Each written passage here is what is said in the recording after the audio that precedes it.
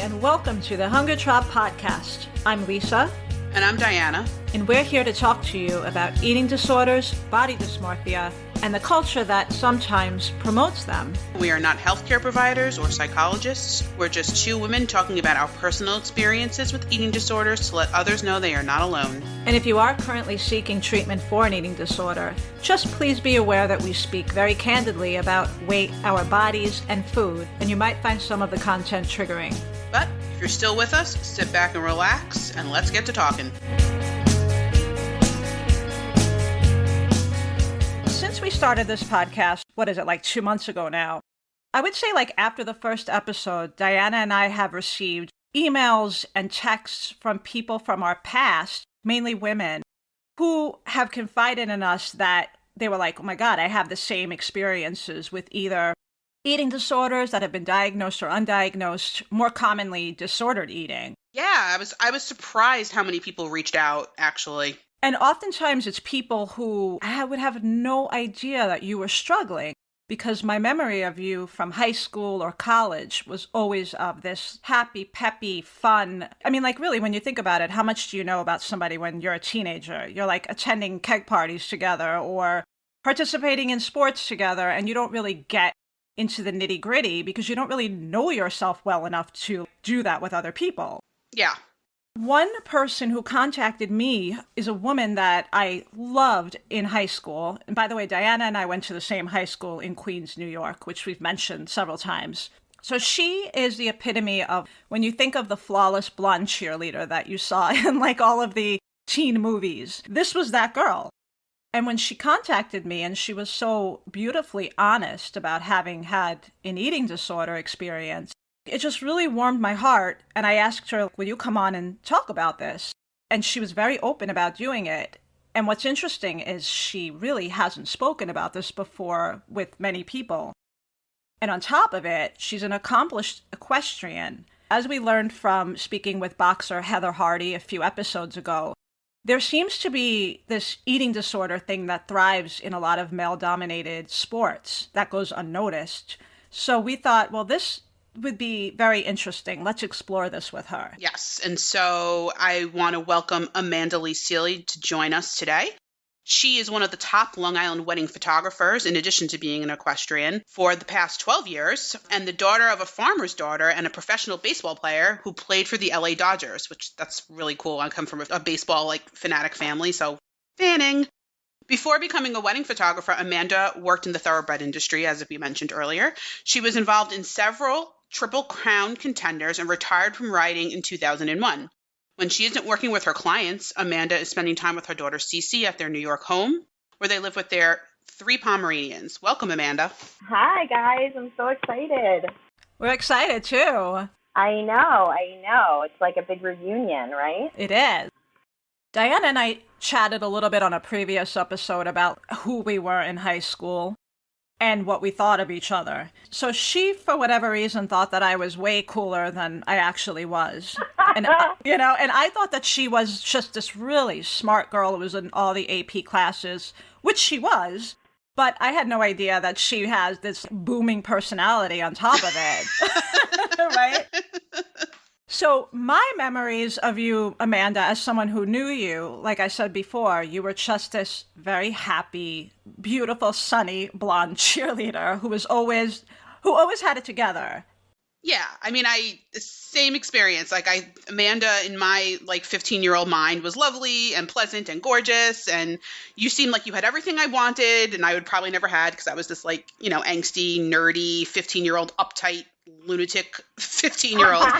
So when you started telling us about this, I was shocked when Lisa approached me about you approaching her that you were also suffering from an eating disorder back in that time. So can you start by telling us a little bit about when your ED began, how old you were, and what was going on in your life at that time that contributed to it? I had reached out to you because of an article you had written. I think it was for Vogue or one of those magazines, and it it just kind of blew my mind about a pizza party and how you could eat the pizza, and I was like, oh my God, that was me at 13 years old. My eating disorder started probably in 7th or 8th grade. I would say I became incredibly aware of my body and my weight. I had an incredibly idyllic childhood. My dad was a professional baseball player. My mom was a farmer's daughter who grew up in a really small, poor town in Oregon. They met after a Los Angeles Dodgers baseball game where my mother went to the wrong party and she met my father. Aw. Oh, wow. So what people don't know is my father also, after he retired from baseball, went on to work for American Airlines. So we flew back and forth to Oregon like every weekend. My grandfather would buy us lambs every spring, and we'd raise these lambs on bottles, and then they'd get too big and they'd knock us down, and he'd get us another set of lambs. I was feeding lambs on the weekend. Childhood was really, really amazing, but I don't think that you get through life unscathed or untouched by someone else's unkindness. And I think my very first experience was with a ballet teacher. I think things have changed so much now, but I just always remember her being very open and talking about my weight to my mother or to anyone who would listen, in a dance studio setting. And I think that was probably one of the first experiences where I realized, oh, I gained weight over the summer, or, oh, I lost weight over. So I think it started there. And, I look back now and I'm like, I would not let that lady walk my dog. Yeah. That was the start. I have an incredibly addictive personality, very type A. I'm also the sister and granddaughter of professional baseball players, let alone a daughter. So it's 3 generations of professional baseball players. And more is more in this family. So high achievement was always valued in your family. Yes, but not in school, though, as we know, because Diana was in the AP classes and I was not. All right. All right. Enough with the nerding of me. Going to high school, so Lisa and I hid our eating disorders well in high school. Well, Lisa did. I feel like, I don't know, maybe if you knew me close, you knew that things were a little fucked up. But one thing that Lisa experienced in high school, and something that I did too, actually, I would come home and sleep for hours because I would not eat all day long. Mm-hmm. And then Lisa would stay up half the night to exercise in the basement. I would just eat like I was going to the electric chair the next day. So she felt like she had to punish herself for anything that she did eat, and I just was like, oh, I didn't eat all day, so now I could eat like it's the end of the world. How did you hide your disorder when you were in high school and as a young woman? Because as Lisa was closer to you in high school, and she said she had absolutely no idea. So can you talk a little bit about that experience? I think what happened was it was a perfect storm because, I grew up on the racetrack with racehorses and stuff like that. And around that, my mother was a rider and my father was a big racetrack guy. I remember in Catholic school, when we used to go back we used to come home for lunch. My dad would be like, pick me up for lunch and then be like, we're going to the track, So, wow. I grew up, yeah. And we were supposed to go to Sunday church. And he'd say, okay, let's go to church quick. You say 15 Hail Marys at the back of the church and we're going to the track, So that's how I grew up, Yeah, I know. It's great. So I think immediately once I put my goal in becoming an exercise rider and what I really wanted to do is become a jockey, it became very easy, girls, because obviously you need to be really small and very light and you need to really, really watch what you eat. And it was easy to disguise. It became easier and easier the more I became really successful in riding and chose that as my career. What were the weight and body expectations for you if you wanted to become a jockey? Can I talk about numbers or no? I think you can. What do you think, Diana? Yeah. Okay.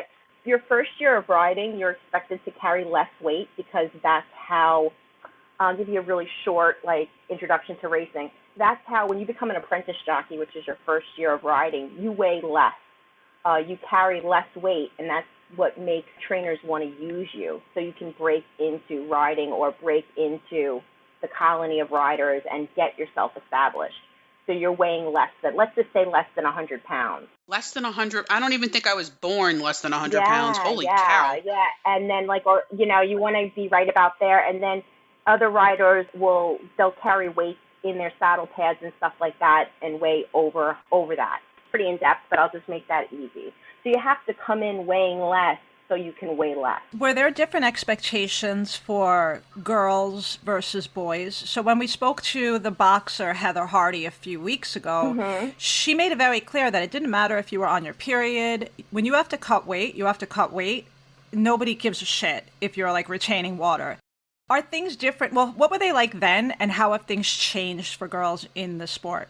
When I first started riding or first started working with thoroughbreds, there weren't a lot of women in the industry, and they actually were it was kind of like a fad to have a woman ride your horses, especially as an exercise rider, because we're known to have like a better way with horses. So actually, it was kind of tipped in our favor. But as far as weight and those things, everything was the same. The same expectation. There wasn't, anything less or more. It was just because it was just the standard thing, that you had to follow. Can you just explain a little bit about the experiences you had with the pressure to maintain that lower weight? Like, what were some of the behaviors that you were learning on the track as far as disordered eating goes? I used to hang out with a bunch of jockeys, and, I learned how I drink black coffee to this day. I live on black coffee. You would never put milk or sugar in your coffee. That's just not what we do. And it's just so funny that I've kept some of the traits, taking the bread out of your bagel and wearing a plastic suit to run, sitting in the sweat box. In my case, there was tons of pills and tons of different things that I leaned on to get that lower weight. I guess when you're younger, it's easier to keep the lower weight. As you get older, it's harder, I think, And it's so funny because I feel like in our society, we try to deny that that's the truth, that we think we're supposed to weigh what we did in high school. And it's like, no, that's not reality. Like, I don't care if the Kardashians could do it. They're not human. But oops, sorry. Misha probably cut that out. Kim's going to come for me. So do you think, you did mention earlier that you have an addictive personality, right? And so you gravitate towards extremes. It's either, you're either eating 4 calories or 4,000 calories. So do you think you would have struggled with an eating disorder if you didn't experience that external pressure to maintain the lower weight in equestrian sport? You think it would have happened anyway? Absolutely. Yep. I have no doubt. I think it made it easier for me, and it made an excuse. And then I never got questioned because this is what I did for a living. And then when you do these things for a living, this is how you look. And again, I didn't really come to realization with what I was dealing with till I was really in the very thralls of it. No one ever knew that I had this, and I haven't shared it with anyone in my whole life, except for doctors, and treatment programs and stuff like that. And one of the interesting things about you, Amanda, is so many people, like you said, you really didn't talk to anybody about this. Mm-mm. A lot of people with eating disorders, usually it's an external person, like somebody else who turns to you and says, I really think, I'm seeing some behavior. I really think you need to talk to somebody, et cetera. But you stood up and sought help yourself. Nobody thrust it upon you. No, so in 1999, I was in Saratoga, living in Saratoga with the Saratoga Meet and riding and working with horses there. I had an assistant trainer who caught me with pills in my dormitory. I think he had some inkling that there was an issue, and he flushed my pills, and then the other pills he threw out on the street in the middle of Saratoga. He scared me into admittance and trying to get better, but also his mother was a counselor, drug and addiction counselor. I think he had seen also from being on the track for a long time, he had seen some things, and he was a big change in my life as far as the realization. I think you have to realize you have an issue. So that was 1999. I think that was the first time I said, oh, okay, this isn't normal. Amanda, when you say pills, do you mean laxatives? Oh, everything. Okay. Diet pills, laxatives, everything. If it was on the shelf, I bought it and took it. When I say kindness is such an important thing and you don't know what the impact you are making on someone else's life, is that I saw this person this summer after 20 years of not seeing him. And he never even brought up this conversation, but yet it had made such an impact on my life, but he didn't even realize. So funny. I remember every single person who ever said anything to me about my eating disorder back then. And back then, I was embarrassed. I would immediately avoid that person. But now, I'm so grateful that that person had the courage and the honesty to just be honest with me. Right.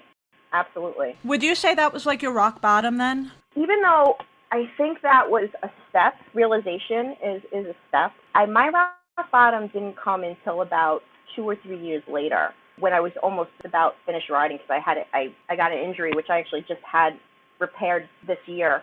I had got a new hip, and that would end my career. But come about 2 years later, and it really spiraled, really spiraled badly after that. So no, I wouldn't say that was my rock bottom, but it was a start. Yeah. It was definitely a start. So what were the steps you took to recover? On the day where you woke up and said, I've had enough, what was the first thing that you did? First of all, I had to remove myself from riding, which I did, and I got hurt, and it was the biggest blessing. I think to myself still to this day that things had to fall apart so better things could come together in my life. Another thing is that the one thing I had somebody recently, a really special person in my life, tell me, who is actually a recovering addict, long-time recovering addict, that you can spiral up as quick as you spiral down. That happened for me because I didn't give up. I sought a lot of therapy, a lot of different programs and things like that. And once I was done with like one program, I went to another. And I took a little bit of each one to try to sort of give me a foundation. The one thing about eating disorder too, which is not like any other addiction, is that you have to eat to live. Yep. Yeah. That is the one thing that a lot of people don't talk about, is that I don't need to do cocaine to live. I don't need to do heroin to live, but I need to eat to live. So how? I mean, it's mind bending, guys. You know what I'm saying? Like It is. To eat while you're recovering. You confront your demon every day. You know, there's no escaping your demon. Absolutely. And I think that's one of the major things. It's like saying to somebody, you need to smoke 3 cigarettes a day Right. to live. But, you know, Sally next to you, Sally's going to be smoking 17 cigarettes a day and puffing in your face and like blowing Cheeto dust on you. And you're supposed to just sit there and just, you know, just have your 3 cigarettes a day and be like, no, I'm fine with the Marlboro Lights. I'm good. You know, but yeah. I admit this. I said something to my husband like a few months ago, and he was like in shock. It's the truth, though. I said to him, if we didn't have children, I don't know that I wouldn't still have an eating disorder, because no matter how much therapy I got, nothing changed me like having my daughter and realizing, holy shit, I cannot fuck up some other life. So, Amanda, what was the thing for you? I know you talked about your daughter as well. I'm a big believer of, like, when you know better, you do better. And when I looked down at that baby, I thought to myself, I also started to really like myself. I looked at that baby and I said, I made that baby. And if I can make something so great, I mean, I must not be so bad. You have to be willing to love yourself a hell of a lot more than you hate yourself. I spent a lot of my life, especially my younger life, really disliking myself. Mostly physically. What's really wild is that you were one of those girls that everyone was like, look at her. And you're sitting there in your body like, I hate my body. I hated everything about it, girls. I'm just sitting here baffled. I know. I'm just like, what?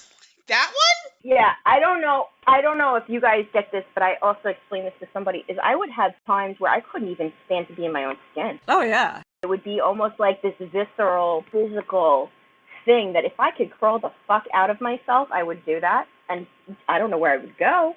But yeah, horrible not caring about myself one bit. If only we knew now what everybody else was going through at that point. Because I feel like when you're a teenager, you know, you think you're the only Angela in my so-called life. Like you're the star. Nobody else is going through all of the Angela Chase bullshit that you're going through. And, you know, but we were all struggling. I wish I could go back and tell, you know, 15-year-old Diana, like, you know, everybody else was kind of fucked up too. Like, you weren't on your own. Like, yeah. You know.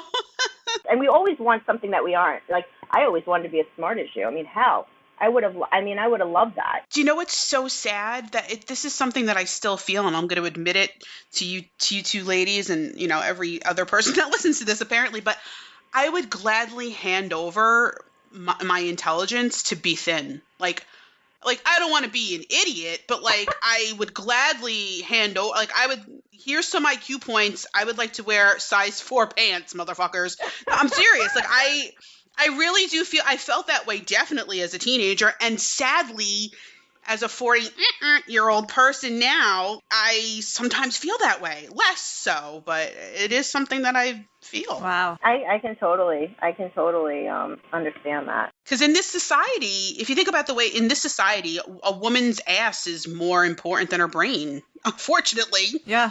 Yeah. It's sad, but it's true. I picked up my first camera when I was 30, but it's so funny because I was that 12-year-old girl sitting on my stoop in Queens, not with like New Kids on the Block on the wall or looking through New Kids on the Block magazine. I was looking at the new Ralph Lauren ad, and I wanted to see what model got signed and who had the biggest campaign.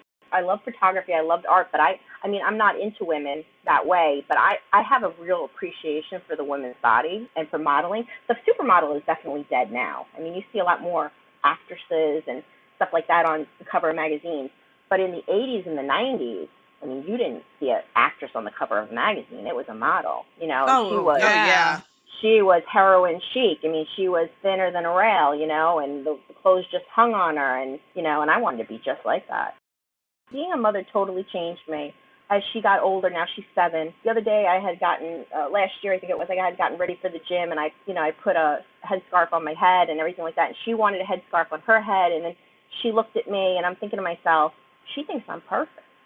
So who the fuck am I to tell her, you know, mommy's body isn't good enough? You know, when you start telling your child that she's wrong, you understand what I'm saying? Yeah. Yeah. Yeah, and I grew up in a house where my parents are amazing. My parents are perfect, love them to death. But my mother was very overcritical about her own body, and I thought she was amazing. And she told me that I was wrong. And I just thought to myself, I'm never going to do that. I had a similar experience with my stepmother, who happens to be a very attractive woman, but she would just bash her body so much that I would think to myself, like, God, if she feels that way about her, what must she think about me? I'm going to interject here and be the one who has the opposite experience and still had an eating disorder, because my mom was the one who was always in bikinis, and she had like this teeny tiny little pouch and the cesarean scar that I used to like run my finger up and down, and she didn't hide any of it. She strutted herself around like she was a queen. Really? And I still developed an eating disorder. So there's like no rhyme or reason sometimes. Wow. That is interesting. I agree with you 100% though. Motherhood, it was the saving grace. And so you embraced intuitive eating, which is something that we spoke about with registered dietitian Kirsten Ackerman a few episodes back. So how did you learn to do this? And can you give us like some examples of how it works in your everyday life now? Right after I had given birth, I started this whole new like lifestyle plan. And there's a lady by the name of Deborah Berman out in the North Fork, and she's big into intuitive eating and a life coach and everything like that. And I also had somebody by the name of Marnie White, who was a life coach and eating coach. I used both of them. They came into my house. They helped me learn how to cook, this and that, and everything like that, and just to start developing some really better ways of coping and dealing with the issues that I had and making sure that I don't pass those on to my daughter. Intuitive eating, to me, really works because we're tapping into what children already possess. What I'm trying to do is make sure that Cecilia, my daughter, continues her life with the intuition that she was born with when it comes to eating. Okay, so what does that mean? You know, kids don't come home after kindergarten and eat a box of cookies because they're stressed out. You know, adults do that. Right? We turn to food. Cecilia will eat because she's hungry. You know, she will eat and she'll stop when she's not hungry. And I always want to just really support that with her. And sometimes when she comes to me and says, I'm starving, well, so, you know, are you thirsty? Like, let's really tap into what our body is saying to us. Like, I'm fine making you a full meal, whatever you want, but just make sure that we eat for enjoyment. This is true. Okay, I'm not going to give you that. We eat to sustain us and to nourish our own bodies. I think it's one of the top things that have come into my life and really, really changed my life is intuitive eating. So we know that you said that you're no longer racing, but you still are very much into horses, and you actually have a horse right now. What's your horse's name? Pie Oh My. Pie Oh My. Well, think about it. Pie Oh My, right? It was an eating disorder. How funny is that? Actually, the pie is spelled. Well, first of all, Pie Oh My was Tony Soprano's horse in The Sopranos. Yeah, I picked up on that, yeah. But I spell Pie, P-Y-E, because Pie Gerasa is my favorite wedding photographer. So I spell it P-Y-E. So he's beautiful. He looks like Black Beauty. Just a beautiful... Yes. It's a she, but that's okay. Sometimes I even get confused. Yeah, she's very masculine looking, yes. This is an off-the-cuff question, but it's one that we have to ask as Queens girls. There is this like deep attachment that people have to their horses that I've never understood. Diana, do you have any idea what this is about? Nope. No. Okay. So we just need to get to the bottom of it. What is this soulful, beautiful attachment like? Okay, I want to give you like a quick historical. You know, historically speaking, women would follow horses to find where water is. So when the men were out hunting, and they weren't available, the women would follow the horses to find water. I think there's like some sort of nature type connection there. But horses have like an innate ability to steal our hearts and enrich our lives. They kind of, I think animals in general actually do that. But I think also, too, you live in the moment a little bit more. And for me and Pi, this is my number one quote of my life, is that soulmates always have a way of finding each other because we have the same hiding spot. And for me and her, she has an incredible abusive past. She came into my life in such a really strange place. Definitely soulmates for sure. I'm not taking full credit because it's with a horse, but I'm proud of the relationship we have. It's probably one of the best ones I have right now. I mean, listen, as one of my friends once said to me, that love is where you find it. And if you're finding it with your horse, I mean, you know, that's a beautiful thing. I want a horse now. Yes. Diana lives in Maryland now. You could totally have a horse. I probably could get a horse here. You guys can come and visit anytime. I would love to do that, actually. But so you've left equestrian sports. You left in 2001, right? Mm. And now you have your successful wedding photography business. But one of the things that's beautiful about your work and what you write about when you post your photos and stuff is that you feel and express a lot of compassion for the people that you photograph. And, you know, the trend of dieting before weddings is something that has come up on the show before. Do you notice a lot of disordered eating in your brides? I do. I'll tell you, my ears are always pricked. I'm like a pit bull in the pants legs of eating disorders. Yeah. You know what I'm saying? Like, I do see it. I try to really promote self-love on a wedding day, and I love my clients to see how beautiful they are through me. A lot of that has to start with their own self. Like, I get that. But my job is to see the beauty in everything. I love it. So how can people learn more about you? Because Amanda's not just like your ordinary everyday wedding photographer. She is an artist, and her photos are amazing. So what website can people check you out on? Well, I'm under Silly Photography on Instagram. I think that's where most people go, SEELY Photography on Instagram. Other than that, my website, AmandaLeeSeelyPhotography.com. Those are the two places that you can see my work. I also have a Facebook fan page under Amanda Lee Seely Photography. It's so funny. Like, looking back at our 15-year-old selves and stuff, I had no idea that God had built me with such amazing assets. While I was hating myself to chase these moments for people, what made me really great at my job is that I was trying to capture a lot of things that I had lost in my own life. And it sounds like the things that you went through in your eating disorder are just making you more compassionate and able to relate to the people you work with now when you are photographing them. I am such a different person than I was, back then, and I hope most people are. I mean, you sort of level up as you get older, let's hope. But I think you have to have a lot of breakdowns to have breakthroughs, and I think, like I said, I never gave up. I just kept pushing. I kept pushing through until I found my stride. Well, we love you, and thank you so much for coming on and talking to us. Yeah, this was amazing. And I do want to tell you something. I wasn't friends with Diana on Facebook until just recently, but I have been friends with Lisa on Facebook a long time because Lisa and I were close and ran with the same crowd as kids. But I'm telling you, you two girls, you guys look like delicious treats. I mean, we don't look our age. You know what I'm saying? Delicious treats, Diana. You guys No. Listen. Us three, we got the skin memo. Do you understand what the skin memo is? I don't know. Yeah. Delicious little snacks you guys are, really. And on that note, you can catch up with us and see our snacky selves on Instagram at hunger_trap_podcast, Facebook, The Hunger Trap Podcast, or send us an email at thehungertrappodcast@gmail.com. Bye, guys. Thank you so much. Bye.